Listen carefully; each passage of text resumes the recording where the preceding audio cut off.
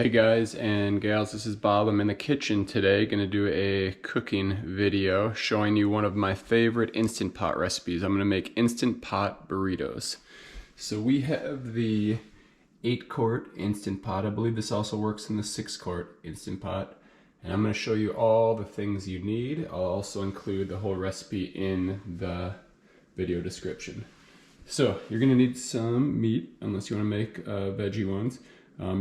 This works well with chicken or beef. Today we're going to use a pound of the ground beef.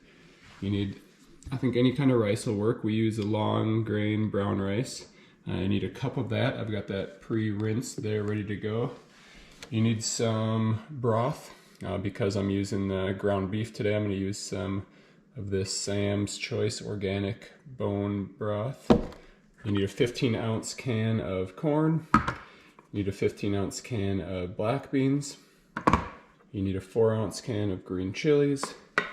And you need a cup of salsa. We use the Newman's own mild salsa there. And then you also need a packet of taco seasoning. So I've got this all prepped here. I'm gonna try and cook it one-handed just to show you how easy it is while I hold the video. And it's a recipe our whole family seems to enjoy. Trish and I have always, or at least for the last 7 years or so, lived within a short drive of a good burrito restaurant, but now that we're in the Northwoods of Wisconsin, it's a little trickier. So we've had to come up with our own recipe based on a few that we found online. So the first thing I'm gonna do, I'm not gonna put that rice in actually. I'm gonna get the meat in there. And I lied, I'm actually gonna put the video right here for a second so I can get this meat open. Alright, first thing you do is put the meat in, cut that. And this recipe makes plenty for our family of 4 with a couple lunches worth or breakfasts worth of leftovers. So I'm going to put the meat in there. I'm going to put a cup of the bone broth in there.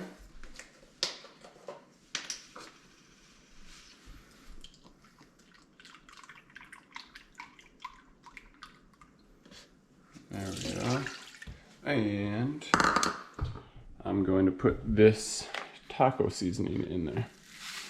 Okay, so that's the first part. Put those 3 things in there. I'm going to grab a spatula, something that I can use to kind of break this meat up and mix it up. You want to get all the meat kind of coated in the seasoning and the broth.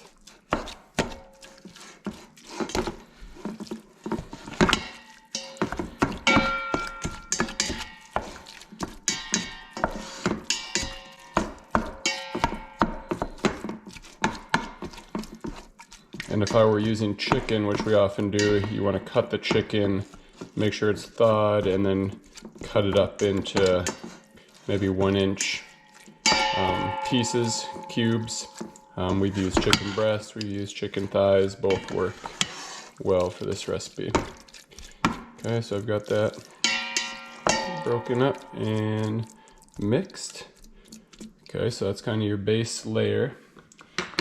The next thing you're going to do is add the corn. So you've got the meat and the broth and the taco seasoning. Now you simply dump in the corn. I rinse it,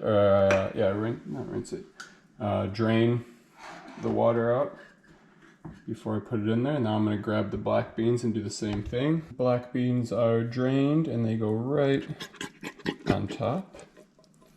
And you don't mix this, you just kind of layer it on there until after it all cooks together. Now I'm going to do the same thing with the green chilies. Open it, drain it, dump it in there. 4-ounce can of green chilies gets dumped in there on top. So again, not mixing it, which is kind of the beauty of this recipe, is it's just kind of open cans and dump them in there, layer them on top. And now I'm going to get 1 cup of the salsa, so I'll measure that out and dump that in there right on top as well. There's 1 cup of the salsa that goes right on top. And then to top it all off, you've got your 1 cup of rice, and that goes on top there. So that's what it looks like. It's all just layered on there. There, you get your Instant Pot there. Find the cover for it somewhere. There we go. Oh, super simple. You're just gonna use pressure cook. 10 minutes.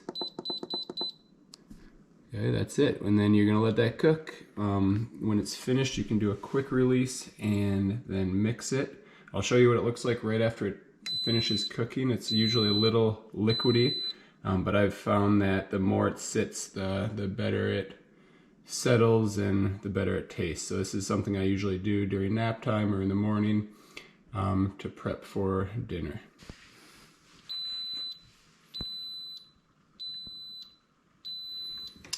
All right, after the 10-minute high pressure cook, you can do a quick release.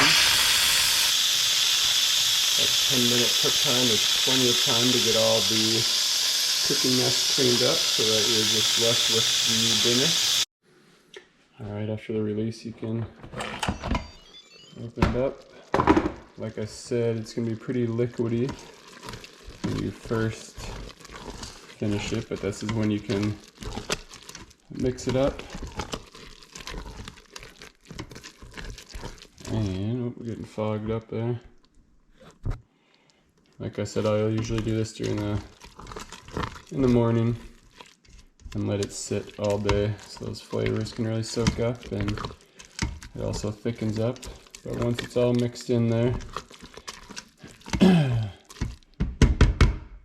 you can put the top back on.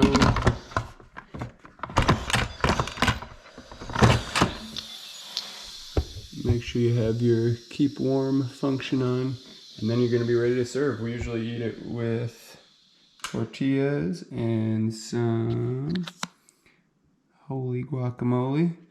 You can also make it with nachos or just make burrito bowls. It's really up to you. There you go. That's our favorite Instant Pot recipe of the moment.